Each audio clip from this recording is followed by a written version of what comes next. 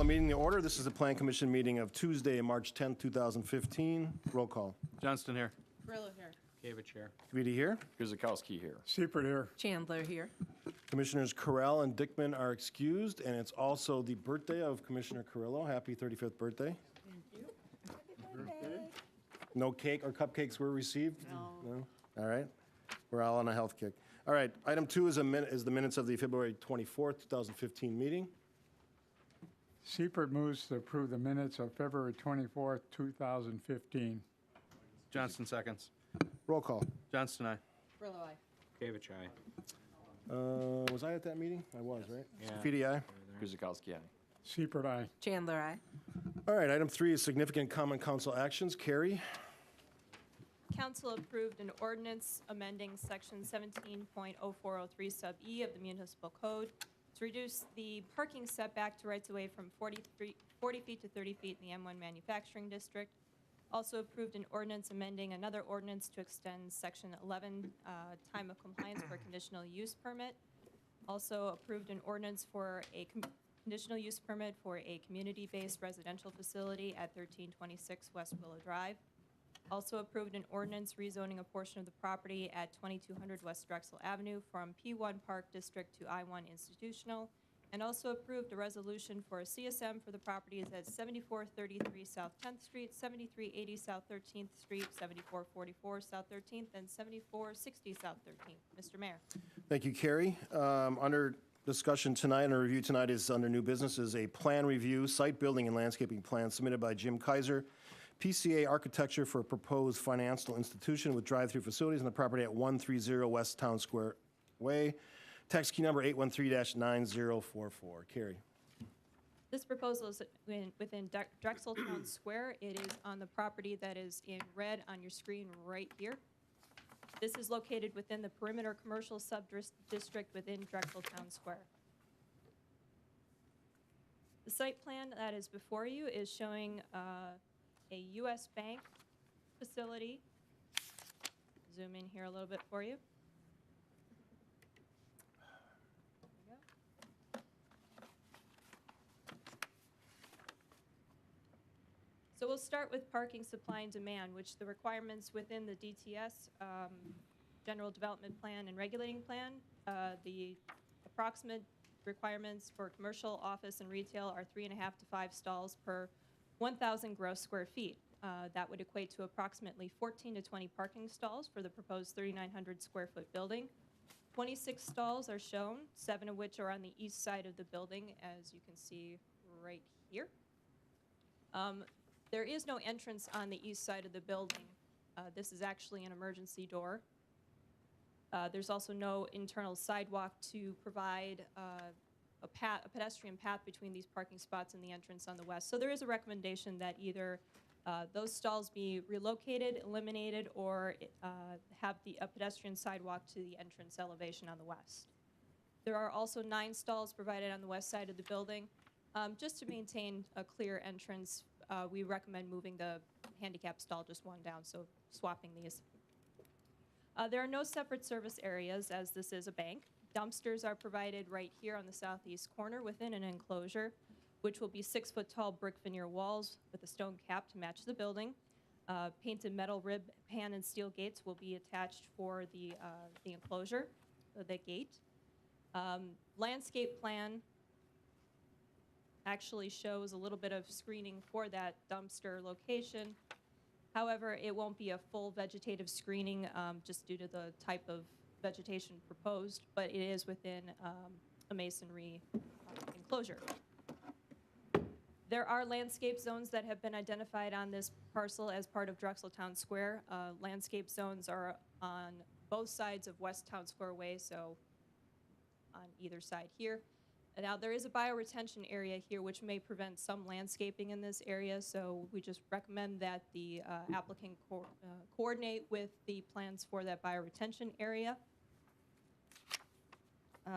The bioretention area and some of the street trees are actually being installed by One West Drexel, and those plans are being finalized at the moment. There's also a mixed landscaping and building zone that is along Howell Avenue here. Now, there are some easements that might prevent certain things from being planted in that area. But it is recommended that additional landscaping be incorporated to complement the approved landscaping on the north, which is the Water Street Brewery property, and also the existing landscaping along Howell Avenue. As mentioned in the report, final landscape plans will be approved by the Director of Community Development prior to issuance of building permits unless the Plan Commission decides otherwise. And the landscaping plan, just as a note, will need to meet the requirements of the landscape zone to the extent that is allowable within the bioretention area. Again, working with the consultants to make sure that whatever is placed in that area works with the bioretention plans.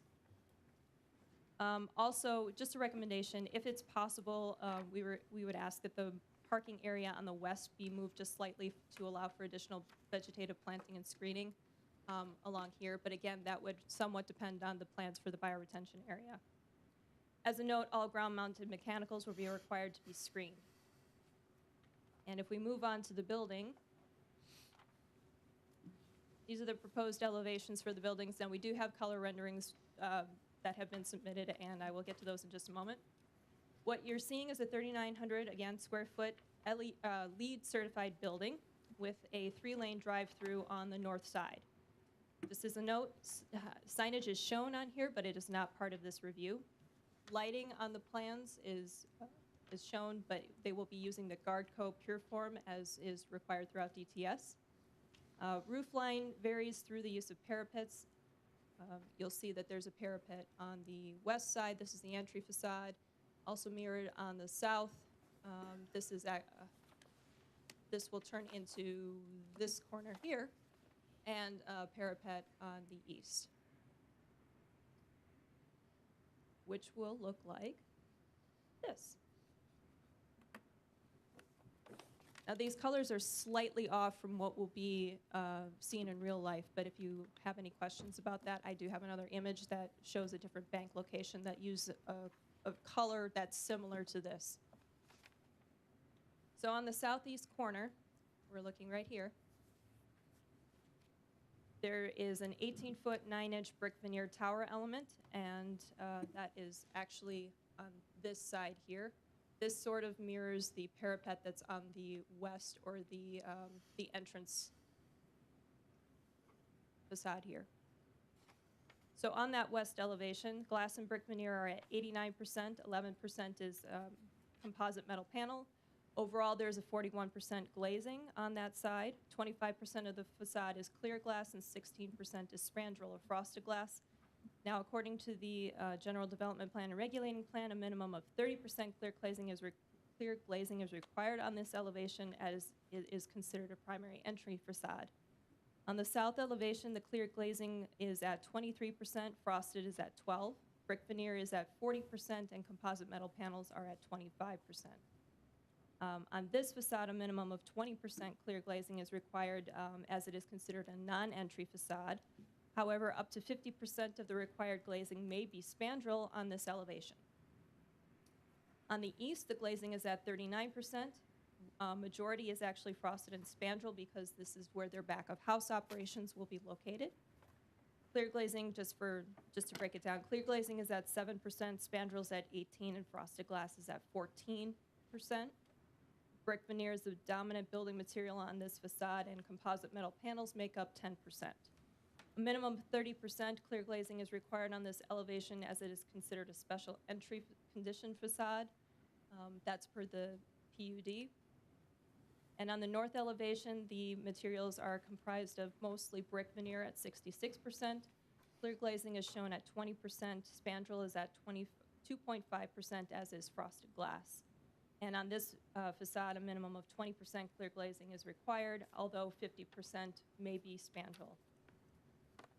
The drive-through canopy itself, as you can see in this rendering and a little bit on this rendering, is comprised mostly of brick with composite metal panel. There's also a composite metal panel that you can see it here and here, make up a little bit of an awning at the entry. And there are also aluminum sunshades on this corner of the building. There is a suggestion to add the aluminum sunshades over the storefront on the east elevation to kind of mirror that. It would also qualify as an alternative to street-level clear glazing window requirements on the east if added. Also, if sconces or planters would be added, it would enhance the building facade and also, it would also qualify for that additional alternative to the street glazing street level clear glazing requirements. Excuse me. All rooftop mechanicals should be sited in a way that they are completely screened from view, and all mechanicals on the building itself will also require screening. With that, the staff recommendation is that the Plan Commission approves the site and building plan submitted by Jim Kaiser, PCA Architecture, for the U.S. Bank property located at 130 West Town Square Way, subject to conditions 1 through 8. Mr. Mayor. We have the applicants represented here, as well as the Jerry Frankie from West Park in the audience. Questions or comments? Mr. Seipert? Yeah, I just have a question about the handicap parking. I notice you have just one spot, and I think that's probably the minimum requirement, but wouldn't you think more than one for a normal facility? I mean, there's a lot more seniors that have somewhat handicapped. I was thinking they'd probably have, you know, instead of just one, you'd probably have 2 handicap. I'm just asking the question. Hi, I'm Jim Kaiser with PCA. I did just speak to the civil engineer. There should be 2 on this. That's an ADA requirement, so we will add that second space. Okay. Can you also give your address for the record? I'm sorry, business address? 1881 Dixie Highway, Suite 130, Fort Wright, Kentucky. Thank you. Anything else, Fred? Yeah, that takes good. Okay. Commissioner Chandler? I do have a question about the 7 parking spots. What are they for exactly? Those are strictly employee parking. Oh, employee parking. Yeah, it's the employees are to park there, not in the front. The front should be dedicated for the customers. Employees should be parked in the back, and that's why there is no sidewalk shown from those spaces to the front door. Because again, we don't want customers to have to park back there. It should be filled up by the employees, which again, it's a projected workforce of 10 to 11 employees. So obviously those 7 spaces would be filled up by, on a typical daily basis, by the employees, leaving all the front spaces reserved for the customers. So how do the employees get into the building? They will walk to the front door. So, What we will do, we will add, I mean, they'll have to walk down the drive lane, but we will add, we'll extend that front sidewalk all the way to the curb. But as Carrie said, that back door is strictly emergency egress only. They are not to use that door at all. yeah, my only concern is safety for your employees walking in a drive-through lane. But theoretically, it won't be employed. I mean, we can add the sidewalk if it becomes, if it's certainly required. That's not an issue. But that's the logic why we don't have it shown. Okay. We don't want to encourage customers to think they can park there or should park back there by providing a sidewalk back there. Okay. We want to try to give them the most convenient spaces on the site. And Carrie, is that acceptable to not have a safe way for individuals to get in and out of the building? Obviously, pedestrian safety is something that we look at throughout any project, and in DTS, we do encourage pedestrian walkways.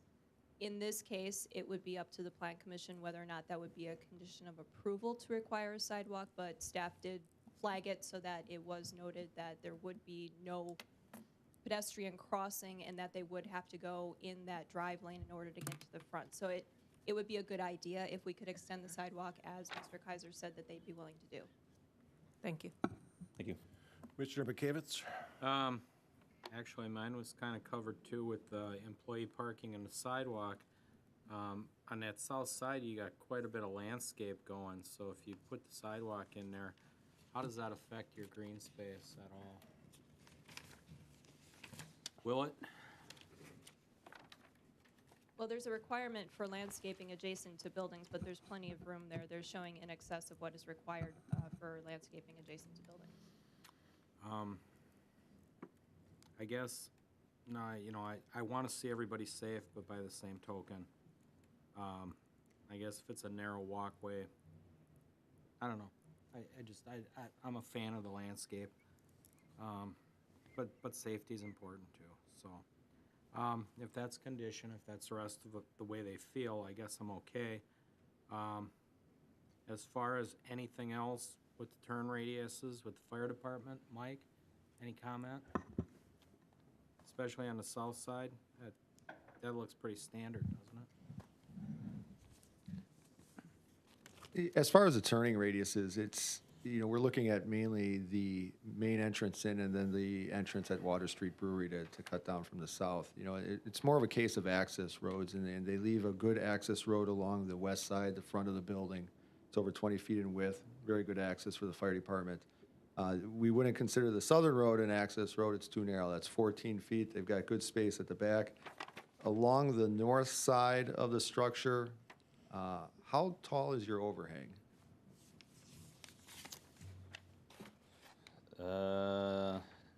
Typically, we're at 10'6" above the pavement. And normally, I think we've been through this before with drive-throughs aren't considered access roads for fire department vehicles. To the north, it could be. You have roughly, I believe, 21 feet, which would be considered a fire department access road, except you've got the potential overhang of trees and the overhang from the drive-through. So I guess, that I'm kind of nitpicking that point there. We can easily solve that with a little creative landscaping work along the north side. And that would allow us good access around. Turning radiuses would be fine with that. The only other point I would bring up from the fire department perspective is there is one hydrant that there's two hydrants I was able to locate, Howell Avenue and then on Town Square Way. And we may want to just sit down and discuss hydrants per our local ordinance. It says you need to be within any portion of the building cannot be further than 300 feet away from a hydrant. Where we kind of trip up sometimes is that's not as the crow flies, that's by normal access paths, so roads, sidewalks, things like that. Once again, a minor detail we can work out. I'm pretty confident we can do a little site measuring and come up with a solution there. Okay. Yep, and again, regarding the sidewalk, I'm gonna kind of weigh it in on what the rest of the commissioners think, because I don't want to downplay safety, but I don't know how vital it is. What about instead of a sidewalk, some sort of a natural pathway for, I don't know, with walking, steps or whatever, you know what I'm saying? Kind of a natural walkway? Stepping stone? Yeah, like, Way, the okay. employees know it's there, they can kind of walk through it. I don't know what our policy is on that, but if we can keep the landscaping and not just have hard cement from the street to the building on that side. Well, keep in mind that this area is, was it like 6 feet or more in width? It's 12 feet from the building to the curb. 12 feet. Yeah. I guess I'd like to, if it's just an employee walkway, I'd like to kind of conceal that as much as possible rather than making it a pedestrian walkways for the general public. So if there's some way to incorporate the landscaping with the walkway, I guess that'd be my suggestion. Yeah. Mr. Chandler? Can you share where the mechanicals are located for the building? Got a pointer?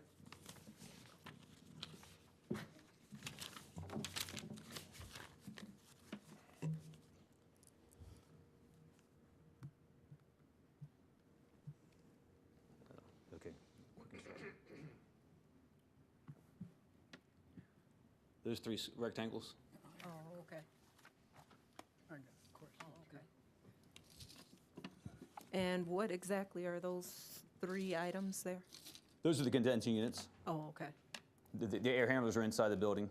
So those condensing units are roughly, 2 of them are roughly 30 by 30 footprint, probably 42 inches tall. The smaller one is much smaller units, I think 18 to 24 inches wide by 30 inches long, Okay. probably 3 foot high. Fairly small because we're essentially using residential systems. So Okay. the units are fairly small relative to a typical commercial structure. Okay, thank you. So looking at, if this is 12 feet, you said, Yes, sir. and that's probably about the same? 15 feet? Okay, so for lack of a better term, you're landscaping the hell out of the building. Which Apparently is good, so. Which is good. And I wish more places would do that. I hate to see sidewalk right up to a building. It just does not look good. I think Right. for the concept of trying to soften a look, I think this is very good. Oh, all of a sudden the board lit up. Maybe they didn't like my idea. Commissioner Johnston? Just assuming the gas meter and electric meter going to be in the same location, approximately as the condensing units? They would likely be on the rear of the building, yes, because that's where our mechanical room's at, and electrical room. Okay, and what do you have for screening for landscaping on that side? Are those going to be able to be screened from Howell Avenue? They could be, yes. Okay. What's sitting in those circles So there? they're not, I mean, obviously, they're not very, I mean, your gas meters, so this large plus the piping. So I think what is shown there, and I can have our landscape architect elaborate if you'd like, as far as what the specific species there. But with the shrubs there and obviously a couple trees, it should be landscaped fairly well. As long as they're not just sticking out on the backside there. Believe me, we don't like to see them either. Yeah. The other thing is an FTC needed out there, Mike, the building?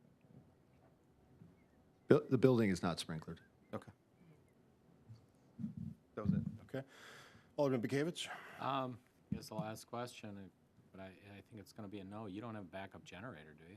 No, sir. No? Thought banks would require that, but okay. Okay, that's it? Yep. Commissioner Siebert? Yeah, I have a question about a sidewalk along a roadway here. Is there going to be a sidewalk all the way around on this so people can walk from one place to the other? Or, That's a Yeah, I do not know that answer. That's a Drexeltown Fred- Way question. Fred, I can't see your pointer, so I'm not sure where you're. okay, this is the. He's talking on Drexeltown Square Way. Is there Where? sidewalks on that street? There and- will be sidewalks on that side, so On on the this side, north okay. side. So then, how do we get from the sidewalk? Will we be walking right in the road to get into the bank? Or will they have some means, because all I see is a driveway here. That's what you do with. Wouldn't there be some type of walkway or something so that you wouldn't be walking into the driveway? How do I get from this sidewalk into the bank without walking on the driveway? We can add a sidewalk if it's necessary. I think they foresee the vast majority of their customers being drive-up customers, not walking, given the development. But if that's something that's And I- an issue, we can certainly add the sidewalk. That's really Well, not a I'm concern. just understand, but you got people that are next door that they want to, get some money to spend over at the brewery, and how do, are they going to walk through coming across, or do they use the sidewalk and go in? The idea of the Drexeltown Square is to have people come in and walk around and visit and stay. And all I'm just asking the question is, if you have something, how do we make that contact so we don't have people in the road? That's what I'm saying. We can add a sidewalk if that's what's going to be consistent with throughout the development.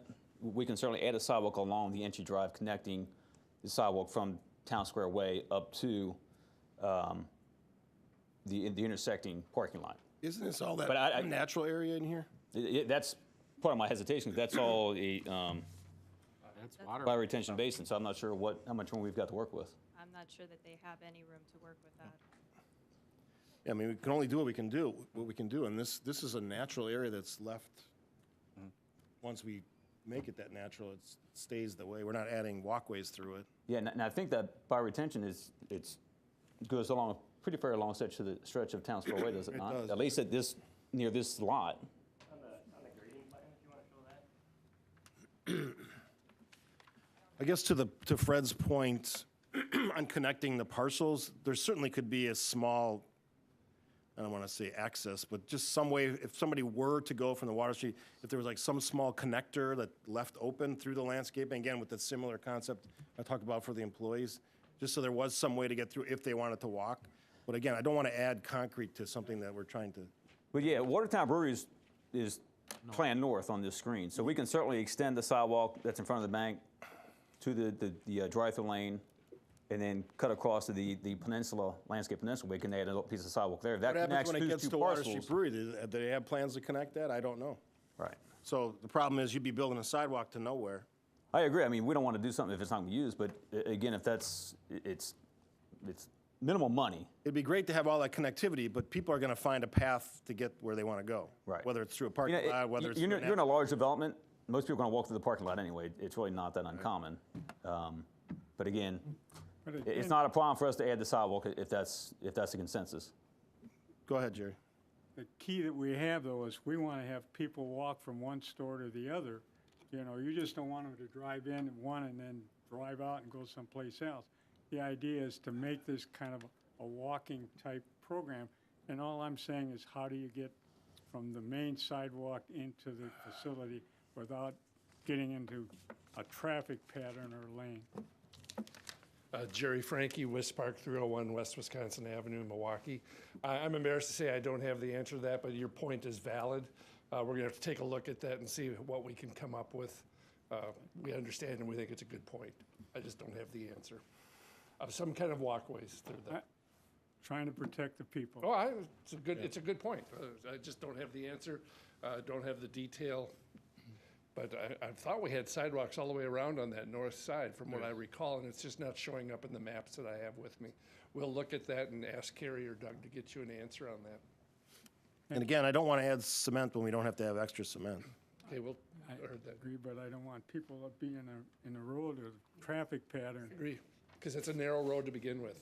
Yep. Commissioner Chandler.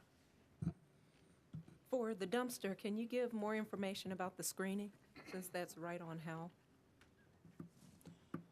Well, the actual surround is a brick surround that'll match the building. Are you referring to the landscape screening? No. Okay, the surround is a brick wall, 6-foot tall brick wall. Okay. The brick will match the building. Okay, And that's screened by landscaping as well? Yes. okay, Okay. excellent. And Carrie, could you also share with us the actual color? You said this is not, The renderings don't actually do the color of the brick justice, and actually, if you want to look on your screen, that's what the dumpster enclosure will look like. It'll be brick to match the building, and then the painted gate. so the brick will be off of Howell or on three sides? It'll be on three It's on, sides. yeah, it's on 3 sides, and then obviously the front side is the gates where the truck will access. And the gate faces inward, Okay. toward Town Square Way. So the brick is going to be like a reddish, brownish brick. It just doesn't, the renderings don't actually hold true to what the color will be. Is it similar to the fire station new brick over there? You know what, let me pull up a different location while you Okay. talk. Do you have anything else? Oh, yes. Well, it's Go ahead. Carrie. While she's pulling it up. It has to do with the glazing. My interpretation, they don't meet the glazing requirement of 30%, is that correct? On the one side, it would be 30, well, on the two sides, it would be 30%, and then on the north and south sides, I believe it's 20%. But there are some other options that they have in order to get the, to meet that requirement through the use of other building treatments or things like that on the north and south side.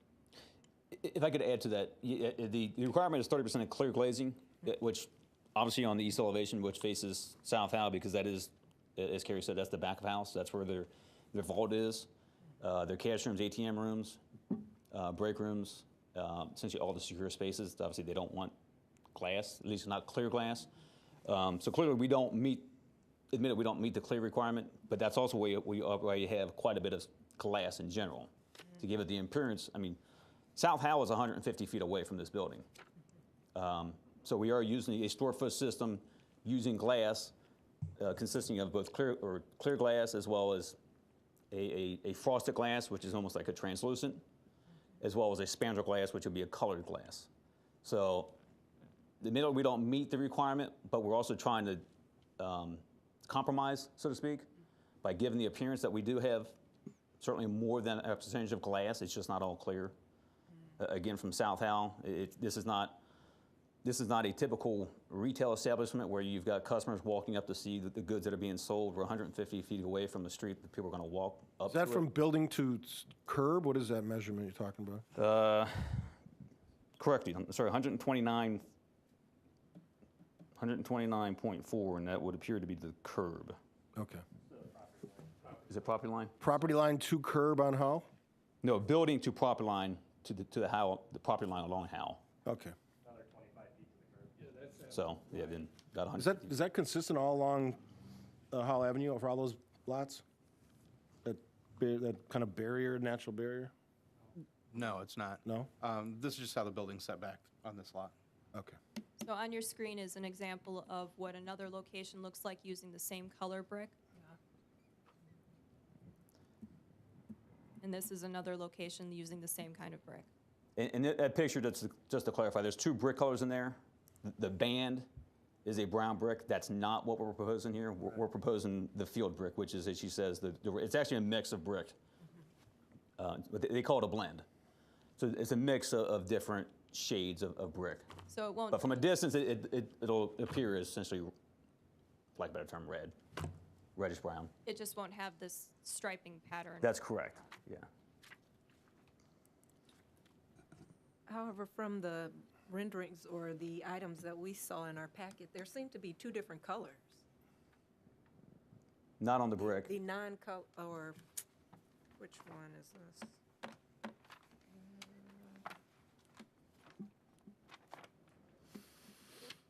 Yes, the strip at the top.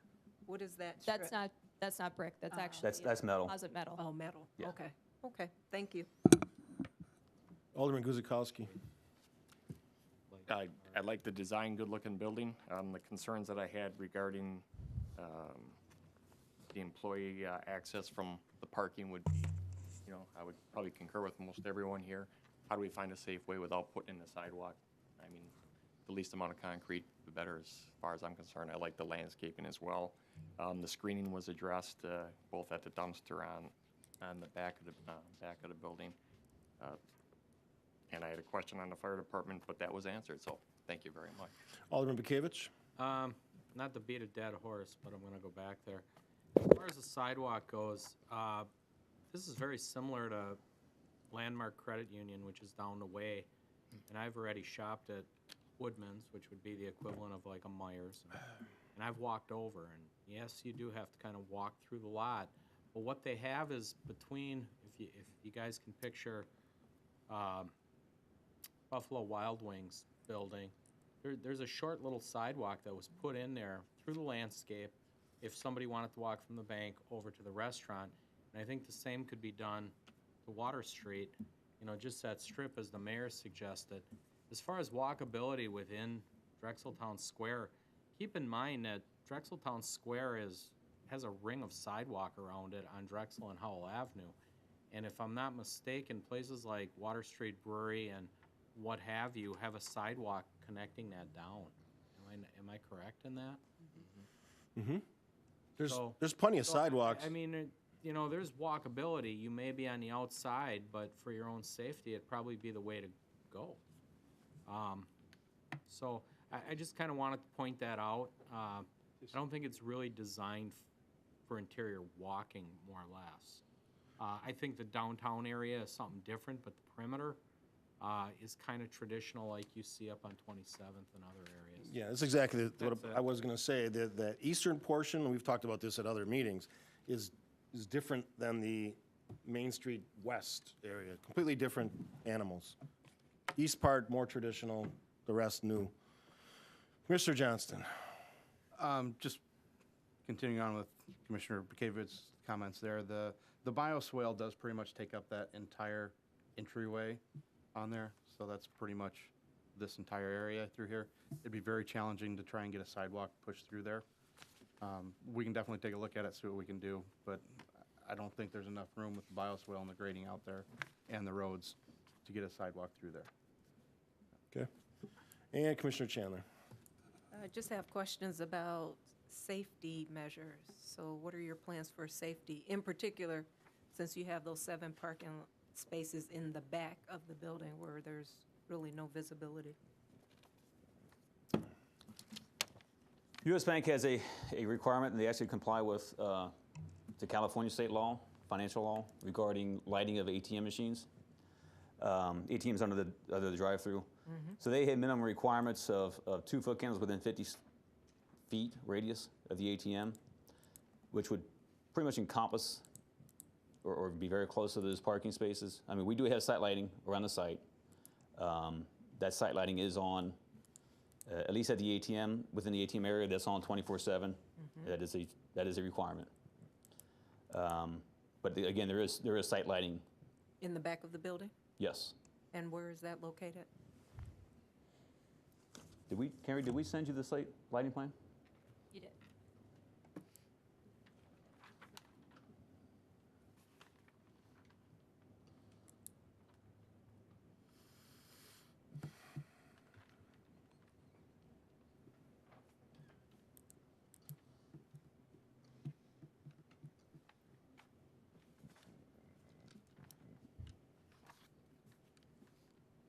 There's the pole light, pretty much right in the center of those 7 spaces.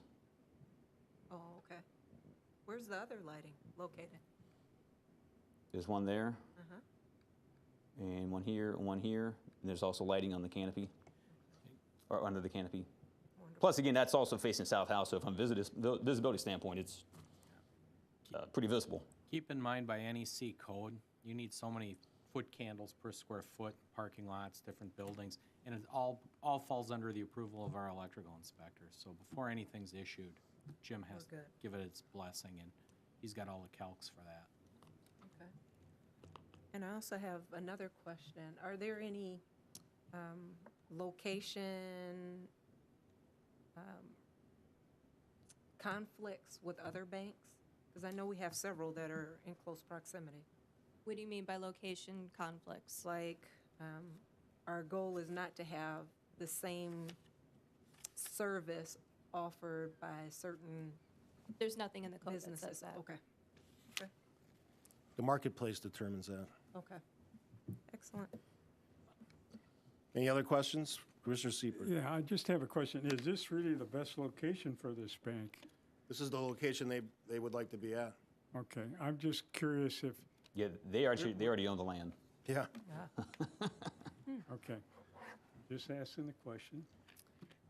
You But have something to say? U.S. Bank does very extensive analysis, as I would think any bank, to determine the market. And this is a growing market. They do have a bank, was it, you said 5 miles down the road, South Al? But this is very much a growing market for them. And again, they analyze very carefully before they start building on the site to make sure that the market, that there's a demand for the market before they expend the money. We've got So- 8 banks between Ryan and Drexel. 8 facilities, either a credit union or a bank. It's a sign of a healthy Do you know that? community. I don't know, I'm not from this area, but drive up that's all- quite honestly, that's drive not all- uncommon. It's similar to drugstores being on every corner. Go ahead. Thanks, and I certainly can appreciate that we have a number of financial institutions, but I think that really speaks to the strength of the Oak Creek market and the demographics that we have here.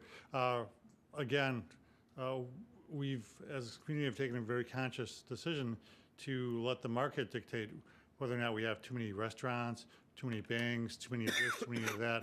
I think it's, I think it's treading lightly with legalities if you're going to be restricting access to the marketplace based on the number of competitors that are already in the marketplace. So I've heard it before too. Oh, we've got so many banks, but in my mind, I think banks are great. I think they've got great architecture. I think they've got great civic presence, and I think they're remarkable contributors to the community. And you know, I'm glad that U.S. Bank finally found its way into Oak Creek. The original question I had was the location. I'm just wondering, could that be located other in the Drexel Town Square? I didn't mean outside of the Drexel Town Square. I'm just wondering, could you fit along the Drexel Avenue area? I mean, I really can't answer that question. I mean, we looked at several lots. okay. My office did in this development. One of them may have been on Drexel, quite honestly, but not to put them on the spot, but I think we were somewhat encouraged. We're way off of what we should be talking about. If you have something quickly, add it. Well, I was just going to answer this question. The lots on Drexel, if you want to have restaurants in the remaining lots, you can't take a small one and put it in there because you end up with another small lot. Just that- This is the best side. Also, if you remember, Water Street Brewery, which the city heavily recruited, did not want restaurant right next door to them, a sit-down restaurant, so we put the bank there. It's a bit of a puzzle. Commissioner Chandler. I just have one comment for the commissioners to recommend that we review the signage. for Plan Commission. Oh, I was okay. just gonna bring that up, yeah. That's all. Okay. Commissioner Johnston. I'd also recommend that we remove item 2 based on our discussion. That's concerning the sidewalk coming around the side of the building. I think everybody's in agreement that leave out the sidewalk. A traditional sidewalk, yeah. I would think, just try to think about some way to keep your employees off the street. Sure. And that, I think it's best handled by you guys. I would, if. You they're disagree gonna have- completely? No, I was gonna say, if there's gonna be some, be it a sidewalk, or be it stepping stones, or be it just some access between those parking stalls and the front of the building, I would actually leave 2 on, maybe reword it, just so that staff has the opportunity to work with the applicant to make sure that that connection is there, unless the Plan Commission completely decides that those parking stalls do not need to be connected physically to the front of the building. Okay, does the Plan Commission feel that we need nothing in the way of a transitional area between the employee parking and the front of the building, or do you want us to allow staff to work with the, I would recommend that staff works to them to provide a safe access from employee parkings to the front of the building. sounds reasonable. I have a quick question in regards to that. Will it be marked for employee parking, or could anybody park there? So Anybody you're can park. saying- Anybody can park there. Okay, But so it's the branch manager should encourage that the employees park there again to reserve other front spaces for their customers. well, right, because if a customer parks there, they won't realize there's no sidewalk, and they'll have to walk Correct, around the but- 14. Yeah. And that's But kind of a small lane to kind of walk. Especially if you aren't familiar with it and you park back there, Right. you'll be looking for a sidewalk. Well, honestly, if a customer's parking back there, that means the other spaces are full, which I guess is obviously a good thing for the bank. But if that's also the case, there's probably no parking left because they're going to be fully staffed up. And again, if they're fully staffed up, you're at 10 or 11 people in 10 or 11 employees in the bank, and obviously that's going to take those 7 spaces up. Okay. Anything else? Yeah, I would also encourage that the signage comes back to us at a later date. Okay, Yeah, U.S. Bank signage vendor will do that as a separate submittal. sounds good. If no other questions or comments, I have one additional. go ahead. Hours of operation and days? Hours of. Name and address for the record. Thank you. Stuart Weston, 4333 South 27th Street in Greenfield. We have not set the hours for this bank yet. Our traditional hours are, generally speaking, 8:30 for a drive-through to open up, closing at 5 o'clock. Lobby opening up at 9 o'clock, closing at 5 o'clock. I'm not saying that that is set in stone yet for this location, but that will be determined and provided to you at the appropriate time. Thank you. So banker's hours. Yes. All right, anything else? That's pretty good. Motion.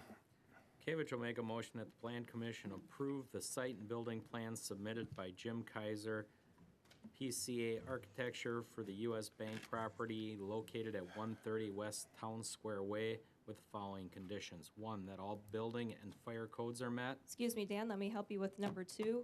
How about then an updated site plan showing a pedestrian connection around the building to the entry are submitted for review and approval by the director? As Carrie said. So moved. 3, that all landscape plans are submitted for review and approval by the Director of Community Development prior to the issuance of building permits. 4, that an updated detailed lighting plan are submitted for review and approval by the Department of Community Development upon recommendation of the electrical inspector prior to the issuance of building permits.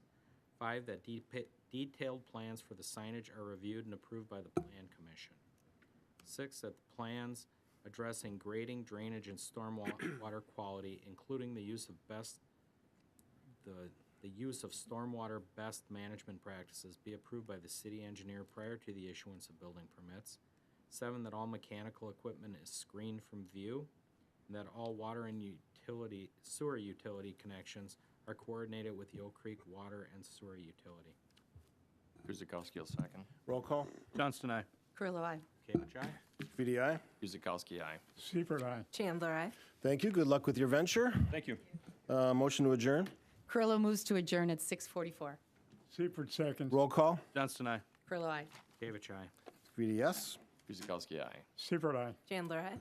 Thank you for watching. We'll see you next Tuesday at Common Council. Have a good night.